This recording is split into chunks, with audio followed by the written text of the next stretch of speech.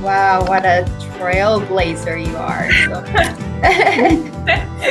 It's been a messy trail sometimes, but yes, so they live right outside Washington, D.C. You have 4 children.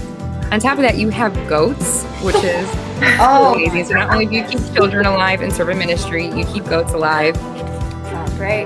Looking forward to it. Let's.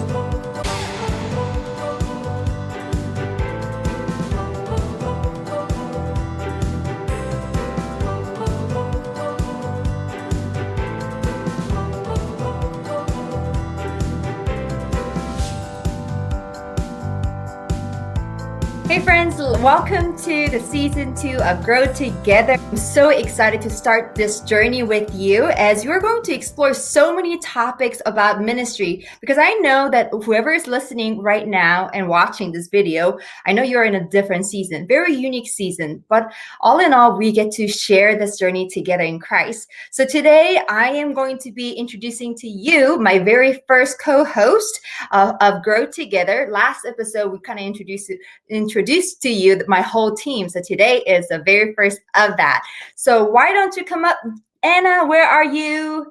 I am looking forward to having this conversation with you. I'm so excited to be hanging out today, talking about ministry and how we can grow together. Yes, absolutely. You know, like Proverbs 27:17 talks about irons sharpening iron. And, you know, like we get to be that and sharpening one another. So we kind of share a lot of similarities. And you and I met at Central Bible College. So there is that background. But you and I are also in the season of motherhood. You're in the introduction season, I should say. Yes, brand new. I still feel like it just started yesterday, but it happened over a year ago at this point. I know, but can I tell you just that you're doing a great job. You're an amazing mother. Like, thank you. Yeah, you make it look so easy. I know it's not, but you make it look so easy. But also, you know, like this journey of ministry, mom, is kind of a unique thing too. But I know that this story isn't just our story, right? We have so many other people that are on the same boat. And I thought this might be a pretty interesting topic to talk about. And I know that people that are listening in, they might be saying like, you know what, I'm with you, you know, like I get it. And I've cried over it. You know, I know where you're at. And so I think you have some people, some of your friends that you wanted to bring on so we can actually talk more about it. So who are they? So over this last year, I've been faced with this new challenge, but a beautiful challenge of how do you serve in ministry well as own being a mother well. And there's been so many moments for me where I have felt like the two were at odds or wondered if the two could compete or coexist. Like they kind of felt like they were competing at times. And there are 2 women that I look up to that I believe own these 2 roles, ministry and motherhood, courageously and beautifully. And that is 2 of my good friends, Christina, Vincent, and Kelli Ferguson. So I'm so excited to have them on today. I'm so excited in the months to come. We're going to be sharing from all these different perspectives, different stories of women within our movement. And I'm so excited that you get to hear specifically their stories today. So they want to come on up, Christina and Kelli. Hey, how are Hi, you, ladies? So I want to share just a little bit of background on my 2 friends here that I love. And I don't want to just call them friends. They're really heroes for me. The fun thing is that Kelli has known me for a long time and probably through some of the most embarrassing phases of my life. She met me when I was in middle school and she loved me regardless, being a crazy middle schooler. And I know everybody says they were a crazy middle schooler. I was legitimately a crazy middle schooler. I can't imagine that. You know, I can't. I feel like you're going to be a good girl, you know? Yes, well, I was crazy. Love Jesus, but I was crazy. Anyway, so, and I've gotten to know Christina since I was 20 years old. So Christina and I have known each other for almost 8 years, which is cool. So a little bit of background on the 2 of them. Christina, she serves as for the National Network of Women's Ministers team. She is our under 40 and university women's facilitator. So she helps oversee so much for the network. On top of that, she was a single youth pastor for 10 years. And now she's made the transition to being a mom and a wife and a mom. And so she Right. lives in sunny Arizona and owns it. And she just loves women, investing in women, and making sure that they know that God has a calling and a purpose for their lives. And then Kelli, she has been in ministry for about 20 years now. Is that right, Kelli? Right. Yeah. That's amazing. And Kelli and her husband, Benny, they serve as lead pastors at Calvary Church in Walkersville. Is that how you say it? Yeah, Or that's right. Fredericksburg. Yeah, Frederick, just right outside, about 45 minutes outside of DC. Yes. So they live right outside Washington, D.C. You have 4 children, and I want to get their ages right because it's remarkable: 15, 12, 10, and 8. On top of that, you have goats, which is Oh amazing. my So not only do you keep goodness. children alive and serve in ministry, you keep goats alive. And Wow. so you've been a lead pastor, you've been an associate pastor, and Kelli is super passionate about women finding also their identity in Christ and owning who it is God's designed them to be. So excited to have them today. Wow, superb guest. I am super excited. I love the fact that we all share some commonalities at this table, not just the fact that we're women, we are female leaders, but also a motherhood, bivocational leaders, but a woman who has actually walked through every stage of ministry, from volunteer role to, co-leading, now leading, and national leading. That's incredible. And I would love to just kind of kick off this conversation. So what are some of the misconceptions you had about ministry and motherhood coexisting? I mean, can they really coexist? I want to ask, maybe start with Kelli, because since you're talking about raising 4 children and some goats and everything, so I think that's fantastic. My family's been asking about, like, can we have a dog? And I'm saying, no, that can't even add another being on my plate. But you're doing so well. So Kelli, can we actually do all of them and do well? Yeah, that's a great question. And, I started out, I felt very called to ministry from a young age. And when my husband and I got married, we worked together in full-time ministry for several years and then had our first child. And we would bring Elena with us to the office when she was a baby. And I had to pack and play in the office. And it was great. And for a while, I was able to almost just continue going with, without much change. But when our second was born, it just changed everything. And I realized I needed to be home full time. And so that brought about 7 years of me being a stay-home mom. And still, I had such a heart for ministry. At the time, we were worship pastors, and I loved to be involved and just wanted to still be part of people's lives. And it was a challenge for me. In all honesty, it was a huge challenge and a huge transition to start being home full time. And I remember feeling very, very sad. Like there was a season of grieving because my season had just changed so much. And, my husband and I will often talk about this as it pertains to women in ministry, because for him, we've been married now for almost 20 years. And his life has not changed a whole lot in the day to day. But mine, with having children and the children being in different ages and stages, my seasons have changed pretty drastically. And so I think there can be a real challenge for women navigating that. And I definitely faced a big challenge. And so I remember one day just crying in my living room as I was home on another day, folding another mountain of laundry and changing diapers. And just remember crying before the Lord. And I felt like I had been shelved. Like, what I was doing was so unseen and unappreciated. And my little ones, I knew that it was ministry. I knew that motherhood was ministry. And I had so many awesome mentors and people speak into my life and remind me that, this is just a season, and having babies is just a season. And there'll be another season when you'll be back in full-time ministry. So just enjoy this. And I so appreciate that wisdom. But in the moment, it felt really long and it felt really lonely. And I felt like I wasn't making a difference in people's lives, and really wondered, like, what does this look like for me? And, am I ever going to be able to be doing full-time ministry again? And so, I just, my heart goes out to all those moms who are doing the lonely and the hard work of motherhood. And maybe you feel like you're folding stacks and stacks of laundry and changing endless diapers and all the things that we do, right? And maybe you're longing for a different season. And I just had to have a shift in my mentality. And I remember one day as I was folding laundry and just praying and crying, the Lord speaking to my heart and reminding me that ministry for me right now was mothering. And, just to, as I'm folding every piece of clothing, be praying over that child and be doing everything I'm doing as unto Christ. And it really did change my perspective. And it really helped me. But I found too that God gave me some unique opportunities to minister to people, even in that season. It wasn't like I was completely done. It just looked a little different.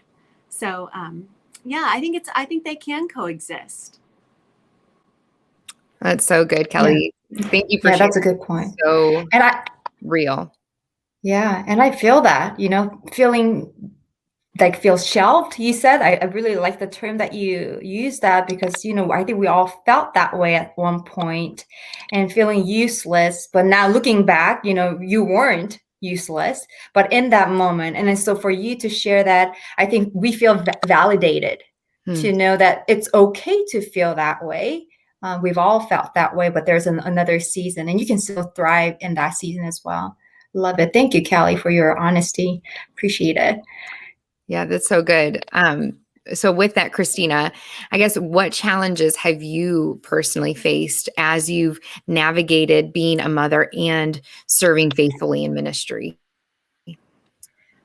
Man, you don't realize that every your child is a shift. So having a 4-month-old with me in a meeting is vastly different than when I'm trying to schedule meetings and she's now going to be 2 next week. She can't really sit in meetings with me unless she's watching Mickey Mouse or VeggieTales or something, and so recognizing that what I can do and when is constantly ebb and flow and being okay with that. The other thing I think that's been a challenge for me at times is I know my daughter. I know how she and I as mama and daughter interact and function. And I know when I can take her into a setting and she'll be great. And I know, okay, we're going into something and I'm going to have somebody with me. I'm going to have an extra set of hands to help. But what I found is when you're walking into a new culture, you don't always know what you're walking into. And so one of the things that I found difficult is as a minister and sometimes fluctuating in different settings, I'll go into one setting that's very pro-child, embracing that mother in ministry. And yes, bring your girl with us. We will help out. We're not distracted. And then the other side of that, walking into something that, hey, you know what? It's not really appropriate for you to have your child here. And that can take you off guard. And not that either is wrong or right. There are different scenarios, but as a mom in ministry, being okay with, okay, I do know when my girl's going to be fine in a scenario, but if it's a situation where it's not necessarily a welcoming place or scenario to a child, that's okay. And then when it is, that's great too. And so I think just some of the emotions that go with that, the finding your ebb and flow as your child grows, when you can include them and when you need to have a sitter. And then also just being okay with what other people's expectations are when you're serving with them. That's a really good point. Right. I remember, Christina, we are on the national team. And so right when we had Lexi, you bring her in a car seat, and so we'll pass the baby around and just kind of, we're having a meeting, we're having a national meeting. Well, we have a baby and then somebody's holding her. I'm like, it's motherhood. We understand that. But what I really feel like this is inspiring us to think through is that organizational culture, because more women are entering the organization leadership. And so that means more women are going to be getting married or stay single or have children, whatever it is. It's all gamuts, right? All seasons of life are going to come to the leadership table. So what can we do as leaders to recreate and reform this culture so that everybody can participate? I really love that. And we can create room for that. Oh, Anna, I love this conversations already. I feel comforted in one sense, like knowing that, oh man, my sisters understand where I've been and what I'm going through. And I hope that this conversation also encourages our viewers as well. Here's my question for you too, follow up. What are some of the practical ways then that you found to own motherhood? And I love this word, owning it. Own motherhood and ministry well at the same time. How did you find balance and do it well? Let's start with Kelli.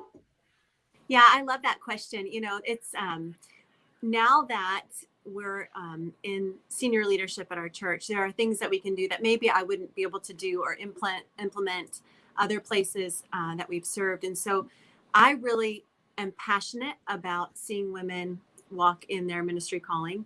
And so that means sometimes having these conversations and brainstorming and thinking outside the box. And so we're trying to help create here for our team opportunity for women. We want to see women credentialed. We want to see women like operating in all levels of ministry on our team. And so we have several women on our paid team who have children that are young. And right now, everyone is virtual where we are with school. And so we have a room set up at our church where the moms that are on our team, they can come and they can still work. And we have a room for the kids to do school. And have really tried to help create an atmosphere where that's not just like accepted, but where it's fostered and encouraged. We want our kids personally to feel involved in what we're doing, right? Like we don't want them to look at ministry as just like this gig that mom and dad have to do and it takes time away from them, but we want them to feel involved and feel like they have a valuable part in what we do. So we want to model that for our team. And so we have several of our pastors who they bring their kids here through the week. Our Next Steps director, she has 2 younger ones and she's bringing her kids. And so it's exciting to see that shift for our team. And it's really, there are challenges there and we're, working through some of that, but it's just been a really great opportunity. Today, some of the kids, they're going through the auditorium and they're putting all the things in the back of the seats and, they just feel like part of it. And so I think when we have opportunity and when when we're given the opportunity to make a difference, I think it's great for women in leadership to help do all they can to prepare the way for other women in ministry to be able to be a part. And so, for us, that's what that looks like right now. And I think even just using your voice and having these conversations, bringing that up to the leaders that you serve with. And, it's just so important to have a woman's voice at the table. And so this is one of those things that comes with being a woman is that oftentimes it comes with having kids.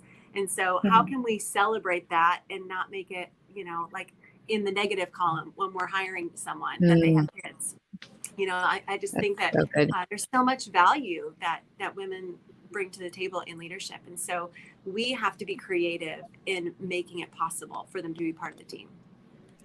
Kelli, I love that so much. And I know that you don't just share, like you shared like the practical things that your church is doing to cultivate that for your staff. But I have vivid memories. So Kelli and her husband were the creative arts pastors at my home church in Wisconsin. And I have vivid memories of Kelli with babies, like facilitating fine arts and running around convention centers. And I don't remember if it was when Benny or Lacey was a baby. They were like a newborn and we were hustling around fine arts. And here you are like getting everybody organized and encouraging everybody who's like on their last nerve. And so I think one thing that I admire about you that I've seen you do is just like this resolve. Like I'm going to do both. And I don't know how you did it all, especially now that I have a almost 1-year-old and I can like, sometimes it's hard to get through like a staff meeting. How you did all that amazes me. And I appreciate not only you cultivating that intentionally, but before that may have existed, you had a resolve to do it anyways. And so I love that about you and I appreciate that about you. Santa.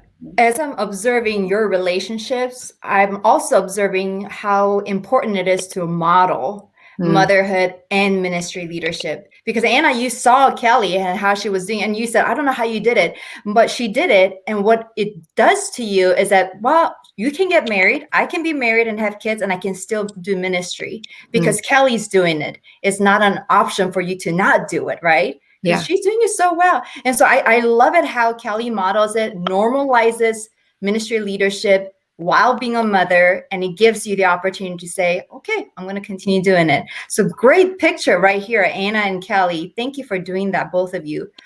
Such great role models. I think, Anna, you might have one more question. Yes. So, Christina, I've also seen you live this out, and I appreciate the way that you let me bring my baby into meetings, and you don't even bat an eye when he starts losing his mind or whatnot. And so I love that about you, and the way that you also have that resolve, and you are creating culture for women to serve. And I love when we're in a meeting, so I get to serve on a team with Christina. And if somebody's kid comes in and they're like, I'm so sorry, she's like, don't ever apologize. And I love that about you. And I appreciate that about you. So what would you say, Christina, to the woman who feels like they have to give up one or the other? Like they have to choose motherhood or ministry, or that since they're in a early motherhood phase, that they can't be in ministry. I mean, you have a almost 2-year-old. So I mean, challenging time. They're not in school. What would you say to that woman? You know, I don't think that God called us as mothers to have our ministry be at odds with our motherhood. It's all encompassing. And again, I think it goes back to a few things like I talked about earlier, the ebb and flow of each season and being okay with that. I think it goes back to even what Kelli had talked about earlier about, you know, things looked different. And sometimes we don't expect that it will look different, but that doesn't mean that you have to be completely shelved. And also valuing the ways that it looks different. I have so many more one-on-one investment and conversations with women in ministry right now.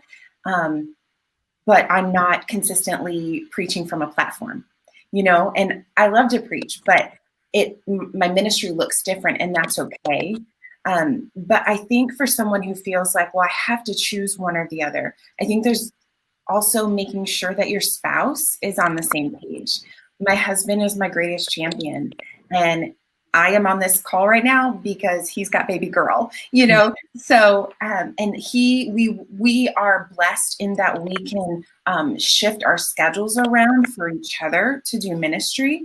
And he is very adamant about me fulfilling my calling and my passion, pursuing my passions. So I think it's not just a one answer. It is knowing that seasons are going to change, knowing that it is going to look different. I think one of my thoughts was, oh, it's just going to be easy. Like, I'm a go-getter. Like, I'm just going to run and do it. And, you know, you talk about resolve. I had resolve, but that went out the window when I wasn't getting any sleep. So, you know, being okay with, okay, it might just be, I have to give a little bit less than maybe I was able to previously.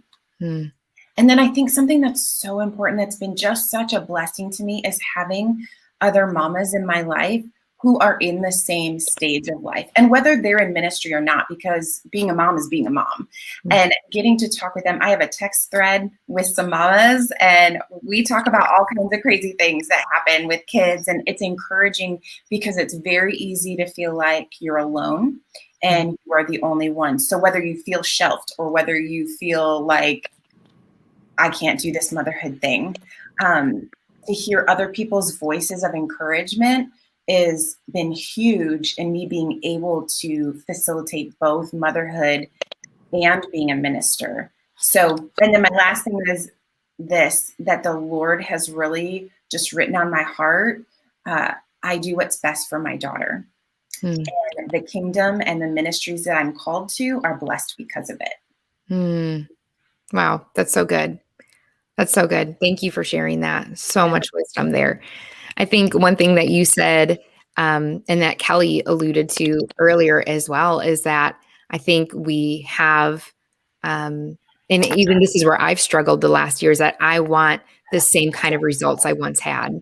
And that, like, you know, even though I'm on like 5 hours of sleep and the baby is teething, somehow I'm supposed to show up in the same way I did once. And I think where I've been really challenged is not finding my identity in my successes or in my capacity, but really continuing to find my identity in Christ. And that's been one of the blessings of this season, but also one of those challenges. So thank you for speaking to that. So, Absolutely. guys, I am so thankful and truly honored. Saehee said something so important. You guys have modeled for me what it means to follow Jesus and to listen to his voice above all other voices.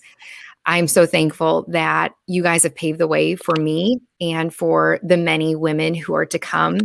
I'm thankful that you guys have said yes to ministry and motherhood so that you can paint a picture of hope for me.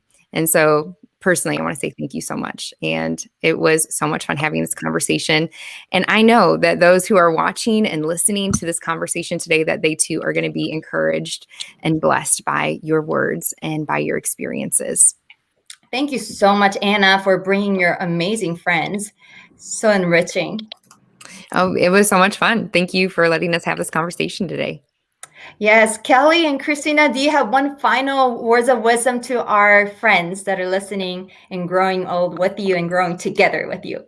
Go ahead, Christina. Kelli. Yeah. I would just say to all of you mamas who are, just trying to figure this all out, just stay faithful. And, I just firmly believe that all of the years that I spent just at home with our kids, that God was preparing me even then for ministry opportunities that I've had since then. And it's in those quiet times I think of David, called to be king, anointed to be king between the ages of 10 to 13. And he didn't become king until age 30. And so there were seasons when he just went back out to the field and served faithfully where he was at, taking care of sheep. And, sometimes I just think about that, taking care of our kids. Like, I just need to be faithful with these little sheep that God's given me and know that he'll be faithful to provide every opportunity he wants me to have when he wants me to have it. Amen. So good. Yes. No.